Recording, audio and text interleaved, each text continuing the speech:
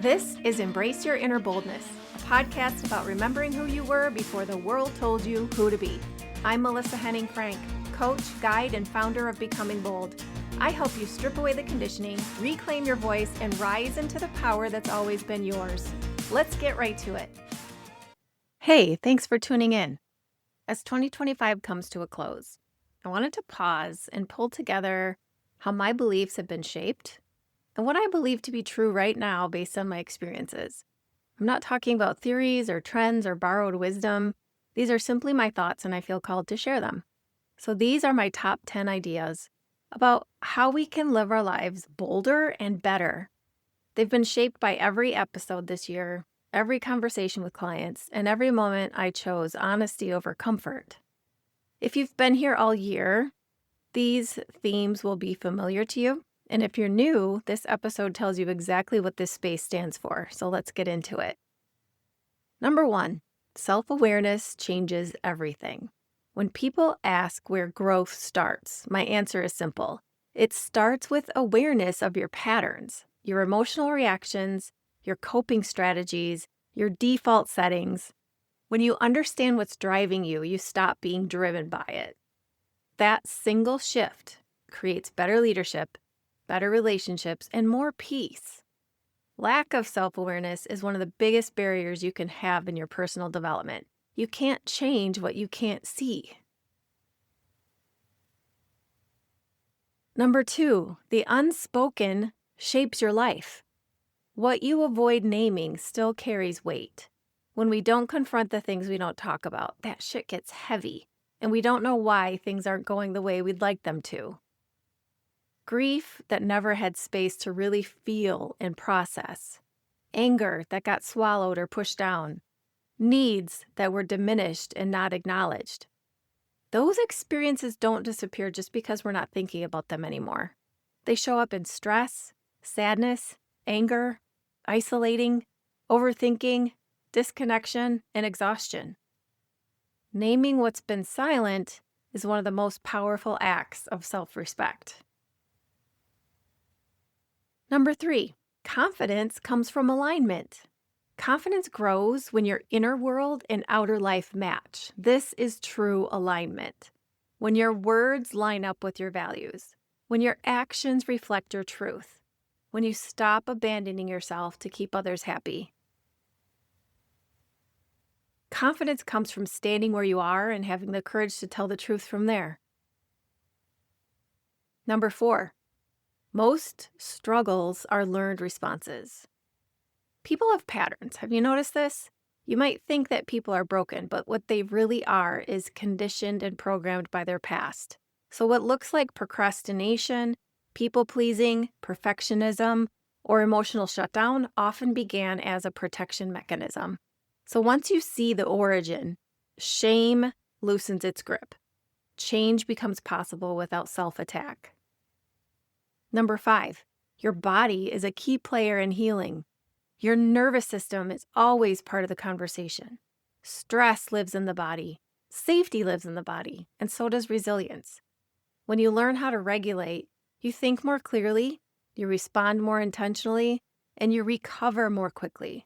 This is foundational, essential work, and the way we treat this as optional is a big problem. Number 6, tolerance sets the tone of your life. What you repeatedly allow becomes familiar, and then what feels familiar becomes normal. And this applies how people treat you, how you treat yourself, and how you manage your energy.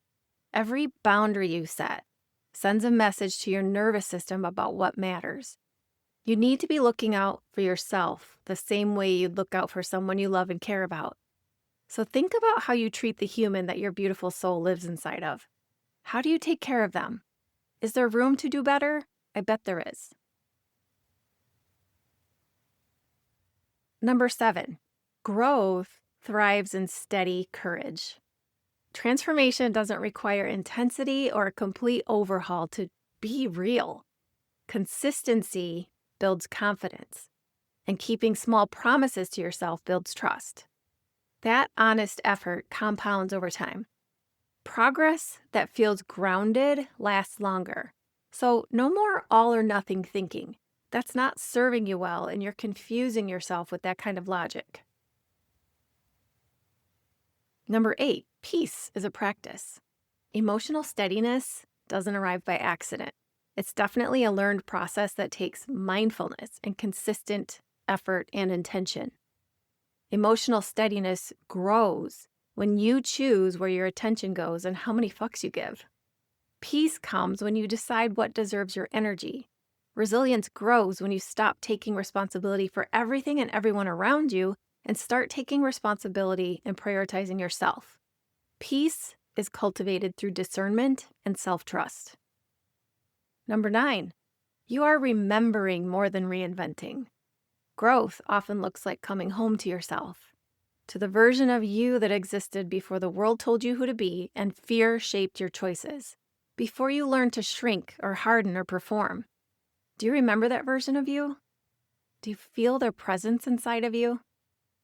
Can you hear them whisper to you sometimes, reminding you of your personal power? Can you picture them right now? What do they wish that you knew right now? Boldness has always been present, and it surfaces when you stop overriding that inner knowing. What lights you up? What really makes you feel alive? And why aren't you doing that? And lastly, number 10, acknowledging mortality creates freedom. You can't control what happened to you, but you do influence what happens next. Nobody knows how long they have left, and yet we live like we're immortal, putting things off for another day, deprioritizing our dreams, our talents, and doubting that we actually can create the world that we want to see and experience. This unknown motivates the shit out of me. Like the 21 Pilots lyric goes, "Death inspires me like a dog inspires a rabbit." Not knowing how much time is left of this life can really be the catalyst for momentum and for pushing your mission and dreams. Ownership of our responsibility as humans restores agency. Agency builds confidence, and confidence opens choice. Choosing yourself and your dreams and goals is an act of leadership in your own life. Tolerating less than this is denying who you came here to be, and it's denying your purpose and your mission. This year really clarified something for me. Boldness lives in honesty. It lives in awareness and in the willingness to confront the things we don't talk about. So what are those things you don't talk about? What do you wish was different? Where and how do you wish you had more freedom? How do you want it to be? And why are you tolerating less than that? If something in this episode stirred you, I encourage you to stay with it. Write about it. Think on it. Let it inform how you move forward, because there is a message in there that's aching to be heard, felt, and acted upon. Thanks for being here this year. And as always, remember who you were before the world told you who to be. Until next time, keep becoming you, and please be kind to your mind. That's it for today's episode of Embrace Your Inner Boldness. If this stirred something in you, don't let it fade. Screenshot this episode, tag me at Becoming Bold LLC, and share it with someone else who's ready to rise. And hey, if you haven't already, take a second to subscribe, rate, and review the show. That's how we spread the boldness and keep this movement growing.